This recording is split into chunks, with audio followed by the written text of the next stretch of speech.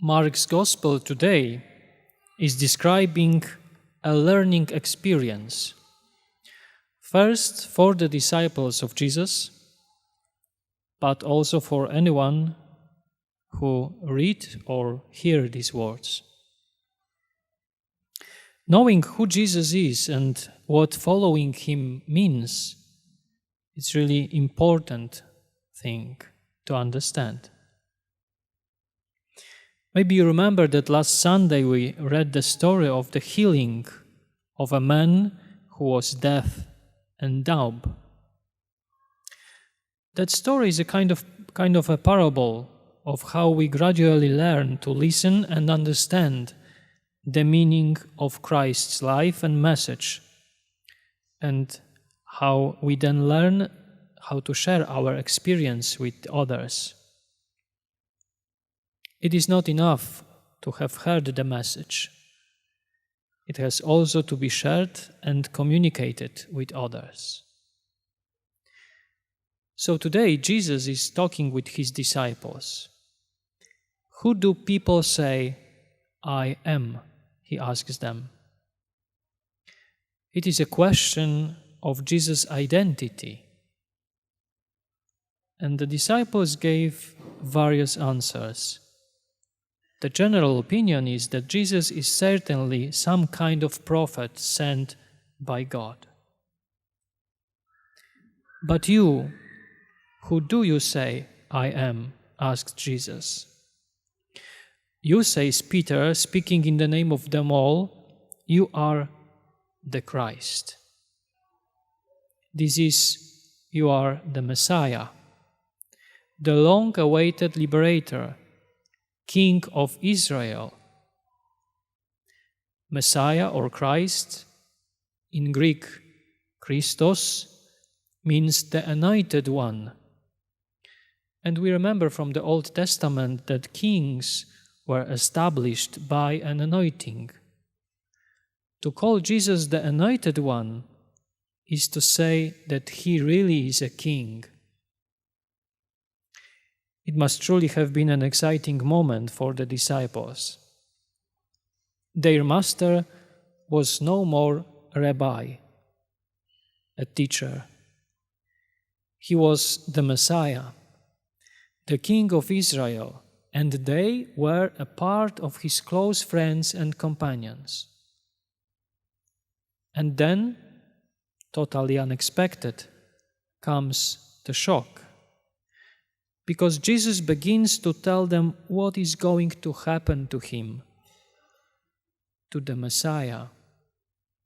He will be rejected by the religious and civil leaders of his own people.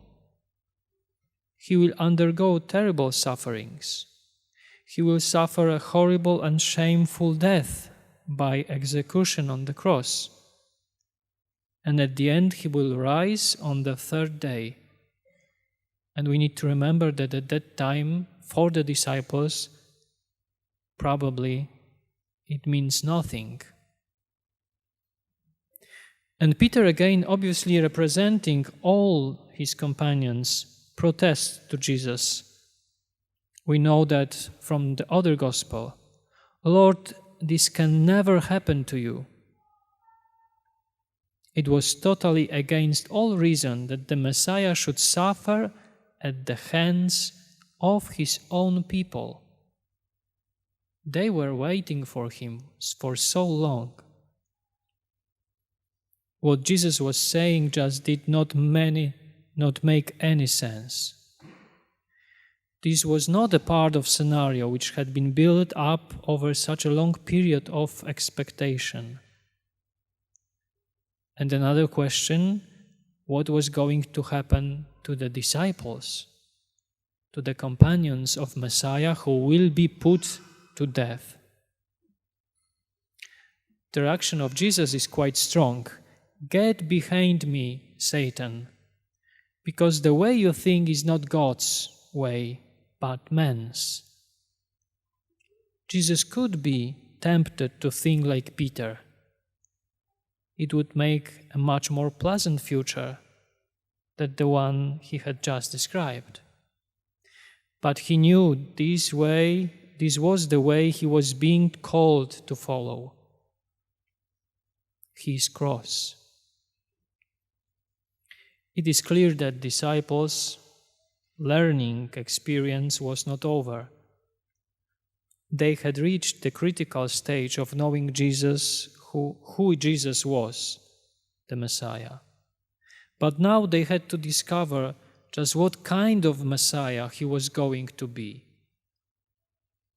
They won't know this, and they will not see its beauty until the resurrection.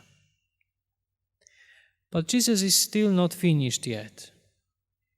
Addressing his words not only to them but to everybody, Jesus continues, "If anyone wants to be a follower of mine, let him renounce himself and take up his cross and follow me."